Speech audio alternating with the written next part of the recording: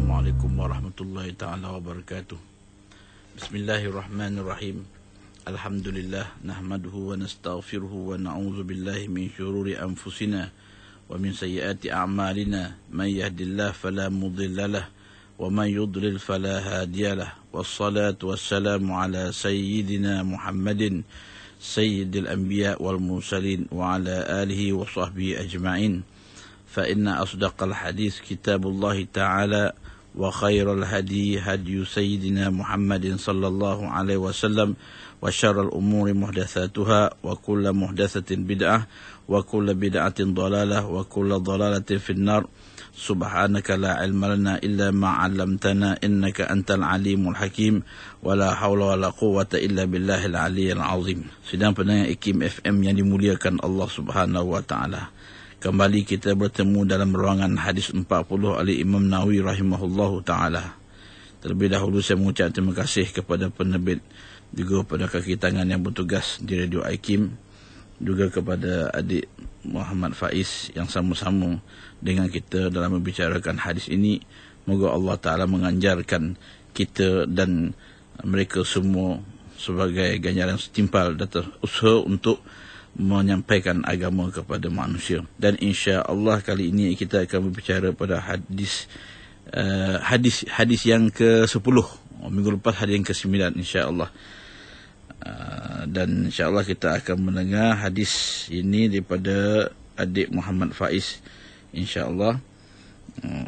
Wa bisanadil muttasil ila al-Imam Nawawi rahimahullahu taala wa anfa'ana Allahumma wa iyyakum بأنواره وعلومه وبركاته أمين أنه قال عن أبي هريرة رضي الله عنه قال قال رسول الله صلى الله عليه وسلم إن الله طيب لا يقبل إلا طيبا وإن الله أمر المؤمنين بما أمر به المرسلين فقال يا أيها الرسل كلوا من الطيبات واعملوا صالحا وقال يا أيها الذين آمنوا كلوا من طيبات ما رزقناكم ثم ذكر الرجل يطيل السفر أشعث أغبر يمد يديه إلى السماء يا ربي يا ربي ومطعمه حرام وملبسه حرام وغذي بالحرام فأنى يستجاب له. Maksudnya dari Abu Hurairah radhiyallahu anhu, katanya Rasulullah sallallahu alaihi wasallam bersabda, sesungguhnya Allah Ta'ala itu baik, tidak ia terima melainkan yang baik. Dan sesungguhnya Allah memerintahkan orang mukmin dengan apa yang ia diperintahkan kepada sekalian Rasul. Maka Allah Ta'ala berfirman, seperti yang disebut dalam hadis yang artinya, wahai sekalian Rasul, makanlah dari yang baik dan beramallah akan yang baik. Dan Allah juga berfirman, wahai sekalian orang yang beriman, makanlah dari segala yang baik yang kami telah rezekikan kepada kamu. Kemudian ia menyebut seorang lelaki yang jauh perjalanan, yang kusut rambutnya, lagi berdebu mukanya, menghulurkan dua tangannya ke langit, yakni berdoa, wahai Tuhanku, wahai Tuhanku. Padahal makanannya haram, dan minumannya haram, dan pakaiannya haram, dan mulutnya disuapkan dengan benda yang haram. Maka bagaimanakah akan diperkenan baginya? Rawahul Muslim. Alhamdulillah. Inilah hadis yang kita bicarakan pada hari ini, iaitu hadis yang diriwayatkan oleh Abi Hurairah radhiyallahu taala anhu. Telah berkata Rasulullah sallallahu alaihi wasallam, innallaha thayyibun la yaqbalu illa thayyiban wa innallaha amara al-mu'minina bima amara bihil mursalin. Faqala, ya kalian diperintahkan kepada sekalian Rasul. Maka Allah Subhanahu wa taala berfirman seperti yang disebutkan dalam hadis yang artinya, wahai sekalian Rasul, makanlah dari yang baik-baik dan beramallah akan yang baik. Dan berfirman, wahai sekalian orang yang beriman, makanlah dari segala yang baik yang kami telah rezekikan kepada kamu. Kemudian ia menyebut seorang lelaki yang jauh perjalanan, yang kusut rambutnya, lagi berdebu mukanya, menghulur dua tangannya ke langit, berdoa, wahai Tuhanku, padahal makanannya haram, minumannya haram, pakaiannya haram, dan mulut yang disuapnya dengan benda yang haram. Maka bagaimanakah diperkenankan baginya? Jadi dalam ayat Al-Quran Karim ini Allah Ta'ala mengatakan makanlah makanan yang baik. Baik di situ maksudnya kata syurahul hadis. Ulama hadis yang mensyarahkan mengatakan baik di situ maksudnya adalah makanan yang halal. Ada makanan yang lazat tapi tak halal. Tapi sebaiknya makanan yang baik itu iaitu makanan yang halal. Walaupun tak lazat. Tapi jikalau dia halal, itu dinamakan tayyibat. Iaitu makanan yang baik, yang halal, yang diharuskan oleh agama atau syarak kita untuk kita makan. Maka dalam hadis ini, Rasulullah sallallahu alaihi wasallam menyatakan tentang pentingnya makanan yang halal yang menyebabkan boleh mustajabnya doa seseorang apabila dia memilih makanan yang halal. Maka apabila dia berdoa, maka Allah Subhanahu wa taala mustajabkan. Maka nilaian hadis ataupun kesimpulan secara umumnya hadis ini menyatakan bahawasanya wallahu alam bahawa dinyatakan dalam hadis ini tentang Allah Subhanahu wa taala itu murni daripada sifat kekurangan dan keaiban. Oleh itu Allah Subhanahu wa taala inginkan kepada kita supaya memberikan sesuatu yang terbaik kepadanya, iaitu sedekah atau amal ibadah yang kita bagi kepada Allah Taala perlulah perkara-perkara yang baik. Contoh sedekah yang kita bagikan, yang kita nafkahkan isteri kita dan anak kita. Perlu kita pastikan makanan itu adalah makanan yang halal. Kerana apa? Kerana makanan inilah sebenarnya yang menatijahkan atau yang mempengaruhi selok belok tingkah laku anak dan isteri kita. Jikalau makanan tu makanan yang halal, yang baik, diambil daripada sumber yang halal daripada usaha kita, bukan daripada kezaliman yang kita lakukan kepada manusia lain yang menyebabkan kita mendapat harta tersebut. Jikalaulah makanan itu makanan yang datang daripada sumber yang halal, daripada usaha yang halal, maka sudah pastilah pengaruhnya amat besar terhadap pembentukan anak keluarga kita, isteri kita dan anak kita, juga manusia yang berada di bawah tanggungan kita. Tapi sebaliknya, jikalau makanan itu makanan yang haram, maka Allah Subhanahu wa taala, sebagaimana dalam hadis ini Nabi menyatakan, fa anna yustajabulah, macam mana doa kamu nak dimakbulkan oleh Allah Ta'ala, sekalipun kamu menghina diri, sebagaimana dalam hadis ini, sekalipun engkau datang kepada Allah dalam keadaan ash'as, dalam keadaan kusut masai, seolah macam hina sangat lah, aghbar, dalam keadaan berdebu muka kamu, melambang kehinaan, tetapi kamu berdoalah dengan menyebut ya Rab, ya Rab, ya Rab, wahai Tuhan, wahai Tuhan, sekalipun Allah begitu keadaan kamu, Allah takkan makbulkan doa kamu. Sebab mat'amuhu haram, makanan kamu haram, masyrabu haram, minuman kamu haramnya. Dan pada zahirnya baik, ya, amal seseorang yang beriman mempunyai hubungan yang rapat sekali dengan makanan dan minumannya, ya. Jadi orang beriman ini, makanan dan minumannya berkait rapat langsung dengan amal dia, ada kaitannya. Karena itu perlulah kita mencari sesuatu yang halal. Iaitu yang halal itu maksud dia pergi syarak. Jangan yang baik itu menurut akal kita. Yang baik itu adalah menurut syarak kita. Kadang-kadang sesuatu di suatu perkara itu daripada sudut akal kita baik, tapi syarak tak menghalalkan. Karena itu kita mesti memandang sesuatu itu halal daripada sudut syarak. Itu maksudnya. Karena itu perkara ini ditunjukkan oleh Rasulullah sallallahu alaihi wasallam sebagaimana dalam hadis yang menyatakan bahawa Allah memerintahkan orang-orang yang beriman sebagaimana yang ia perintahkan kepada sekalian Rasul. Maksudnya Allah Ta'ala memerintahkan pada orang beriman supaya memakan benda-benda yang halal, benda-benda yang baik. Kemudian perkara ini supaya juga sebagaimana Allah menyuruh Rasulnya makan benda yang halal dan baik. Kemudian dalam ayat itu dinyatakan wa'malu salihan. Setelah Allah kata kulu minat tayyibat, makanlah benda yang halal, kemudian Allah kata wa'malu salihan. Di sini menunjukkan ada kaitan rapat di antara makan dan amal. Karena itu Allah Ta'ala mengatakan kulu minat thayyibat, makanlah makanan yang halal. Kemudian beramal dah dengan amal yang soleh. Bermaksud jikalau kita tak makan makanan yang halal, maka amal-amal soleh itu dikiralah amal yang mardud ataupun amal ditolak. Yauman tawfih ma yataqabbalullahu minhu amalan 40 yauman wa ayyuma 'abdun nabata lahmu min suhtin fannaru aula bihi. Yang bermaksud, Nabi berkata pada Sa'ad, hai Sa'ad, baguskanlah makanan engkau, mana baikkanlah makanan engkau, pilihlah makanan engkau daripada makan yang baik. Nescaya engkau adalah orang yang diperkenankan permintaan atau doa, dan demi diri Muhammad di tangannya, di tangan Allah Ta'ala, sesungguhnya seorang hamba yang menyuapkan sesuap makanan haram ke perutnya, tiada diterima Allah Ta'ala daripada amalnya selama 40 hari. Dan mana-mana hamba yang tumbuh dagingnya dari yang haram, maka api neraka lebih layak dengan dia. Maka difahamkan dari hadis ini bahawa doa yang diperkenankan adalah doa orang yang makan makanan yang halal. Demikian pula amal orang yang mengerjakannya.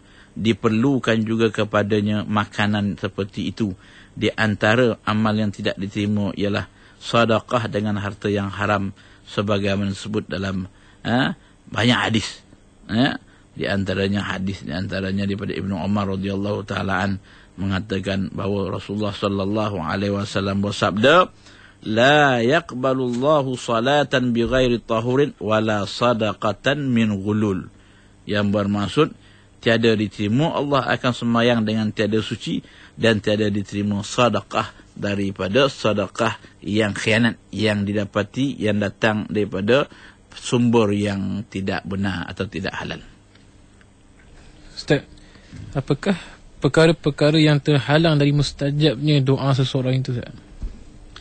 Sidang pendengar IKIM FM yang dimuliakan Allah Subhanahu wa taala, di antara perkara yang terhalangnya seseorang itu ataupun dihalang untuk dimustajabkan doanya, banyak perkara.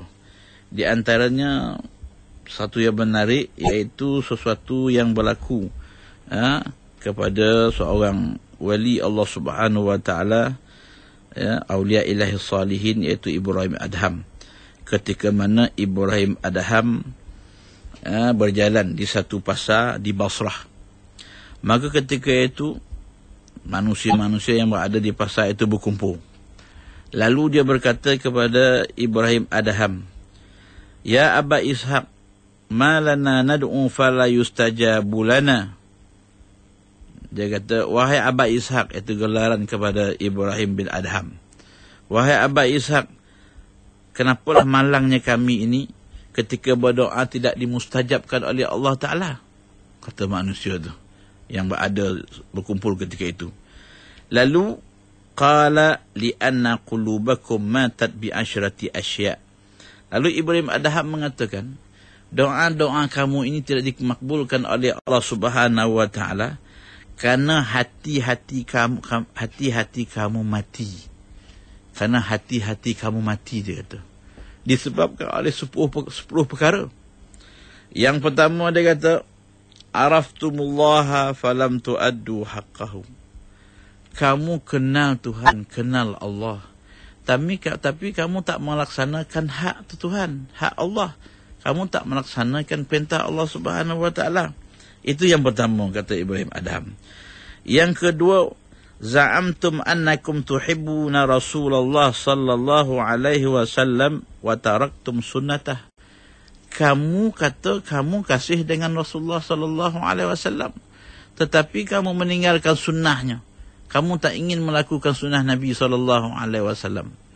Maka kerana itu mati hati kamu, yang menyebabkan apabila mati hati kamu, maka tertolak, tak mustajab doa kamu. Yang ketiga, Ibrahim Adham kata, qara'tumul Qur'ana falam ta'malu bih. Kamu baca Quran, tapi kamu tak mengamalkan. Hanya setakat membaca, setakat menendangkan, ya, setakat melagukan Quran, tetapi kamu tidak beramal dengannya. Yang keempat, akaltum ni'amallah falam tuaddu syukraha. kamu mengambil nikmat Allah Ta'ala, memakan nikmat Allah Subhanahu Wa Ta'ala, tetapi kamu tidak bersyukur kepada Allah Subhanahu Wa Ta'ala. Yang kelima, qultum inna syaitana aduukum walam tukhalifuh. Kamu mengatakan syaitan itu adalah musuh kamu, tapi kamu tak pernah untuk menentangnya atau untuk melawannya, ataupun untuk mempertahankan diri kamu daripada pedayanya. Yang keenam, qultum inna jannata haqqun walam ta'malu laha. Kamu mengatakan bahawasanya syurga itu adalah benar ada, tetapi kamu tidak beramal untuk syurga. Yang ketujuh, qultum inna nara haqqun falam tahrabu minha. Kamu mengatakan neraka itu benar, tetapi kamu tak berusaha untuk melepaskan diri kamu daripada neraka. Yang ke-8, kata Ibrahim Adham, qultum innal mauta haqqun falam ta'tadduha lahu. Kamu mengatakan kematian itu sesuatu yang benar, sesuatu yang pasti, tapi kamu tidak bersedia untuknya. Yang ke-9, intabahtum minan naum fashtaghaltum bi'uyubin nas wa nasitum uyubakum. Kamu ketika mana terjaga daripada tidur, kamu sibuk memikirkan tentang aib orang lain, kekurangan orang lain, sedangkan kamu lupa terhadap aib kamu, terhadap kekurangan kamu. Yang ke-10, dafantum mautakum walam ta'tabiru. Kamu telah mengkebumikan mayat di kalangan kamu, jenazah di kalangan kamu, tapi kamu tidak mengambil iktibar daripada pengkebumian jenazah di kalangan kamu itu.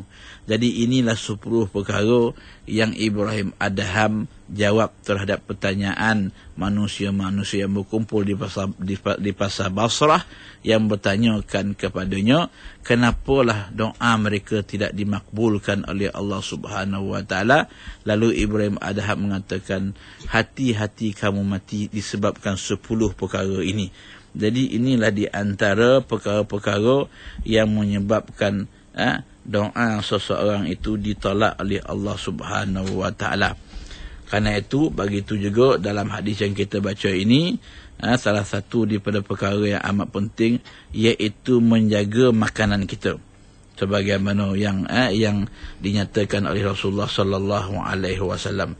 Bagaimanakah doa seseorang itu ingin dimustajabkan sedang mana makanannya, minumannya, pakaiannya haram, disuapkan ke mulutnya dengan yang haram.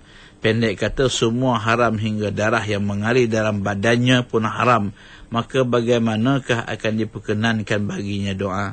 Jadi tidak diperkenankan doanya itu walaupun nampaknya dia bersungguh-sungguh. Adalah kerana ada halangan dari dirinya sendiri. Kiranya tidak ada halangan ini, maka besarlah kemungkinan akan diterima doanya. Menurut riwayat, pernah dikatakan orang kepada Sa'ad bin Waqqas bahawa di antara sahabat Rasulullah sallallahu alaihi wasallam dialah satu-satunya orang yang diperkenankan permintaan doa. Olehnya diterangkan dengan tegas bahawa aku tidak pernah mengangkat ke mulutku sesuap makanan, melainkan aku tahu dari mana datangnya dan dari mana pula keluarnya. Karena itulah, sejak peringatan Nabi SAW kepada Sa'ad bin Abi Waqqas, maka Sa'ad bin Abi Waqqas terkenal sebagai seorang sahabat yang mustajab doanya. Karena itu dia mengatakan, sejak daripada itu tak pernah aku mengangkat ke mulutku sesuatu makanan, melainkan aku tahu daripada mana datangnya, halal ke haramnya. Karena itulah doa Sa'ad bin Abi Waqqas adalah doa yang dimakbulkan oleh Allah Subhanahu Wa Ta'ala, dan ia terkenal di kalangan para sahabat yang mustajab doanya. Ustaz, apakah pengajaran yang boleh kita buat daripada hadis yang kita bicarakan pada hari ini, Ustaz? Jadi antara pengajaran yang boleh kita dapat daripada hadis ini, yang pertamanya, wajib kepada kita untuk mensucikan ataupun untuk memurnikan kesempurnaan Allah Subhanahu Wa Ta'ala, dan kita mensucikan Allah Ta'ala daripada sebarang perkara-perkara yang tidak layak, yang tidak sempurna. Kerana Allah Ta'ala itu adalah zat yang maha sempurna, yang tidak bersifat dengan sifat kekurangan, tidak seperti mana makhluk. Karena itu tidak boleh kita menyifatkan Allah Subhanahu Wa Ta'ala dengan satu sifat yang tidak layak baginya. Kerana inilah akidah agama kita, itu akidah agama Islam, iaitu akidah yang benar, akidah yang meninggikan Allah Subhanahu Wa Ta'ala daripada segala sifat-sifat yang tidak layak baginya. Seperti mana yang berlaku pada zaman sekarang. Ada di kalangan manusia yang mengatakan Allah Subhanahu Wa Ta'ala itu berada di arasy-Nya di langit. Maka ini satu sifat yang menyifatkan Allah Ta'ala dengan sifat yang tak layak bagi Allah Subhanahu Wa Ta'ala. Jadi kalau kita mengatakan Allah Ta'ala berada di langit, seolah-olah Allah Subhanahu Wa Ta'ala itu berhajat pada makhluknya. Sedangkan kita mengetahui bahawa Allah Subhanahu Wa Ta'ala itu bersifat qiyamuhu ta'ala binafsih. Berdirinya Allah Subhanahu Wa Ta'ala itu dengan sendiri. Dia tidak berhajat pada makhluknya. Langit itu adalah makhluk Allah Subhanahu Wa Ta'ala. Maka ketika mana langit itu digulung oleh Allah Ta'ala ketika hampir kiamat nanti, di manakah Allah Subhanahu Wa Ta'ala? Karena itu Allah Ta'ala adalah zat yang maha sempurna, yang tak berhajat pada makhluknya, tetapi makhluknya berhajat kepadanya. Karena itulah Allah Ta'ala nyatakan dalam Quran bahawasanya Allah Ta'ala yang menongkat akan langit itu. Mana langit itu berhajat pada Allah Ta'ala untuk ditongkat supaya dia tak jatuh kepada manusia. Itu sepatutnya bagi kita orang yang beriman mengiktikadkan kesempurnaan sifat bagi Allah Subhanahu Wa Ta'ala. Begitu juga dalam kesimpulan yang lain, menunjukkan kepada wajibnya orang-orang yang beriman supaya makan dan minum daripada makanan dan minuman yang halal. Yang halal daripada segi syarak. Mana yang baik menurut hukum syarak. Yang ada faedah khasiat yang ada padanya. Sebagaimana yang dianjurkan oleh Rasulullah sallallahu alaihi wasallam dalam sunnahnya, ya. Rasulullah SAW sendiri pun memakan benda-benda yang mempunyai faedah terhadap badannya serta halal. Karena setiap benda yang diharamkan oleh Allah Subhanahu Wa Ta'ala itu mempunyai rahsia ataupun hikmah yang kita tak ketahui, yang mana tidak ada manfaat kepada kita jikalau kita makan. Tetapi sebaliknya, Allah Subhanahu Wa Ta'ala menghalalkan perkara yang ada manfaatnya kepada kita. Kenapa Allah Subhanahu Wa Ta'ala menghalal dan mengharamkan? Ini kerana Allah Ta'ala adalah Tuhan yang maha mengetahui terhadap urusan makhluk dia. Dia lebih mengetahui ini terbaik untuk makhluknya, ini tak baik untuk makhluknya. Karena itulah peraturan yang Allah Ta'ala bagi kepada kita, mestilah kita tunaikan, kerana Allah lebih mengetahui terhadap kebaikannya kepada kita. Begitu juga orang yang beriman, ya, perlu baginya memastikan kesucian amalnya daripada perkara-perkara yang mengotorkan amalnya. Seperti mana sifat-sifat riya, ujub, takabur dan sebagainya. Dan perkara ini boleh mengotorkan akan amal ibadahnya, amal salihnya, sehinggalah Allah Ta'ala akan menolak amal salihnya. Kerana sifat Allah Subhanahu Wa Ta'ala iaitu tayyib, Tuhan yang suci, Tuhan yang murni, yang tidak menerima kecuali sesuatu yang suci, kecuali sesuatu yang murni. Allah Ta'ala tidak menerima sesuatu yang tidak suci, sesuatu yang dikotori oleh sesuatu yang tidak bersifat suci. Karena itulah perlu kepada orang beriman untuk menjaga akan makanannya, minumannya daripada perkara-perkara yang tidak sebaiknya. Syekh Ibn Hajar Al-Haytami dalam huraian hadis ini mengemukakan perkara bersedekah dengan harta yang haram. Di antara lain-lain dia menerangkan bahawa sesungguhnya Allah tidak akan menerima sedekah dengan harta haram, kerana orang yang bersedekah itu melakukan sesuatu yang terlarang, iaitu menggunakan milik orang lain. Sekiranya diterima daripadanya, berarti perbuatan itu disuruh dari satu segi dan dilarang di segi yang lain. Dan ini adalah perkara yang mustahil, ya. Karena itu perkara yang kita ingin sedekahkan sebagai satu amal sedekah kita, mesti jugalah daripada perkara-perkara yang halal, bukan yang haram. Kerana sedekah itu adalah satu perbuatan yang baik, satu perbuatan yang bersifat taqarrub ilallah, iaitu satu perbuatan yang bersifat menghampirkan diri kepada Allah Ta'ala, maka tidak boleh tidak, mestilah perkara itu perkara yang baik.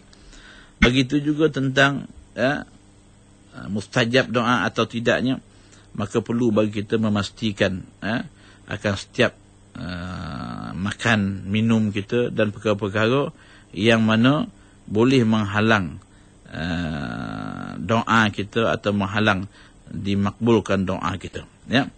Begitu juga Nabi SAW amat mengambil berat terhadap makanan dan minuman, sehinggalah Nabi SAW sendiri menyuruh para sahabatnya supaya melakukan pekerjaan walaupun yang hina atau yang remeh, tetapi dia halal, dan Nabi melarang bagi kita untuk meminta sedekah dan sebagainya. Sehingga Nabi mengatakan kepada sahabatnya, jikalau kamu pergi ke ladang, lalu kamu mengumpulkan kayu api dan kamu letakkan di belakang kamu dan kamu bawa ke pasar untuk dijual, itu lebih afdal, lebih halal, lebih baik bagi kamu daripada kamu minta sedekah daripada orang lain. Jadi Nabi memastikan kepada para sahabatnya supaya hasil sara hidup mereka itu daripada perkara yang halal. Demikianlah di antara pengajaran yang dapat kita timur daripada hadis ini. Moga Allah Subhanahu wa taala menjadikan kita di kalangan orang-orang yang beramal dengan apa yang dipedomankan oleh Nabi sallallahu alaihi wasallam, dan juga dengan ini dapat memastikan, menyamin akan doa kita dimakbulkan oleh Allah Subhanahu wa taala. Begitu juga ada banyak golongan yang mana Allah taala tidak menolak doanya. Di antaranya ada ulama telah membuat syair ataupun gurindam terhadap kumpulan-kumpulan yang dimakbulkan doanya oleh Allah Ta'ala yang tidak ditolak. Di antaranya ulama mengatakan, wasab'atun la yaruddullah da'watahum mazlumun walidun dhu thawmin wa dhu maradin wa da'watun li akhin bil ghaibi thumma nabi li ummatihi dhu hajjin bidzaka qudi. Yang bermaksud 7 golongan yang tidak ditolak doanya oleh Allah Ta'ala. Yang pertama, orang yang dizalimi. Orang yang dizalimi maksudnya sama ada dia Islam ataupun kafir. Kalau dia dizalimi, dia berdoa kepada Allah, maka Allah makbulkan doanya. Begitu juga walid, ayah, bapa kepada kita. Kalau dia berdoa untuk anaknya, maka Allah makbulkan doa dia. Begitu juga dzu saumin, orang yang berpuasa, kalau dia berdoa Allah Ta'ala makbulkan doanya. Wa dzu maradin, orang yang sakit, kalau dia berdoa, kerana itu sunnahnya Nabi SAW mengatakan, apabila kamu menziarahi orang sakit, maka mohonlah doa kepadanya, kerana doa orang sakit ini adalah makbul, mustajab, kata Nabi SAW. Begitu juga doa seorang saudara kepada saudaranya dalam keadaan saudaranya tak tahu. Maksudnya kita doa kepada saudara kita yang dia tak mengetahui kita berdoa, itu juga adalah makbul doanya. Begitu juga doa Nabi kepada umatnya, begitu juga doa orang yang pergi haji. Kesemua 7 kumpulannya adalah di antara manusia-manusia atau golongan yang tidak ditolak doanya oleh Allah Subhanahu wa taala. Maka demikianlah di antara huraian terhadap